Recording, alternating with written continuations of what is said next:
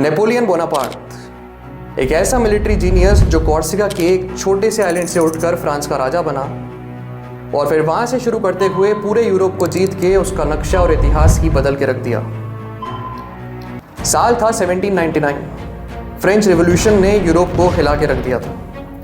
राजनीति में केओस था, लोगों में गुस्सा और देश को चाहिए था एक लीडर। और तभी एक नाम निकल के सामने आता है, नेपोलियन। फ्रेंच आर्मी का कमांडर रहते हुए सिर्फ 30 साल की उम्र में नेपोलियन ने एक साइलेंट कू करा और बिना एक भी गोली चलाए खुद को फ्रांस का फर्स्ट कॉन्सल डिक्लेयर कर दिया। उस दिन से फ्रांस का असली राजा बिना किसी क्राउन के वही था। इसके बाद सिर्फ 5 साल के अंदर नेपोलियन ने सारी पावर को सीज करके 1804 में कैथीड्रल ऑफ नोट्रे डाम में अपने आप को फ्रांस का एम्परर घोषित कर दिया। पर यह सिर्फ एक टाइटल नहीं था, ये उसके एम्बिशन का पहला पड़ाव था, क्योंकि इसके बाद ऑस्ट्रिया, प्रशिया, स्पेन और यूरोप के बड़े बड़े देश उसकी मिलिट्री ब्रिलियंस के आगे झुकने लगे। उसके हर कैंपेन के बाद यूरोप का नक्शा बदलने लगा। वो बैटलफील्ड में एक चेस का खिलाड़ी था और उसके हर मूव के पीछे एक स्ट्रेटेजी थी।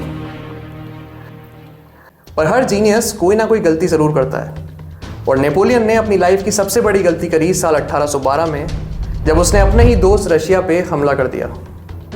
फ्रेंच आर्मी मॉस्को तक पहुंच तो गई लेकिन सही सलामत वापस नहीं आ पाई। ठंड, भूख और रशिया का टेरेन नेपोलियन के सैनिकों के रास्ते में आखिरी पत्थर बन गए थे।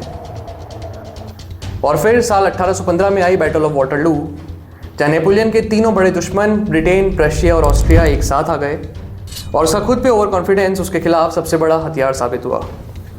तो अब नेपोलियन ने सिर्फ जंग नहीं जीती, उसने दुनिया को दिखाया कि कैसे एक इंसान अपने विजन से पूरे कॉन्टिनेंट को हिला सकता है।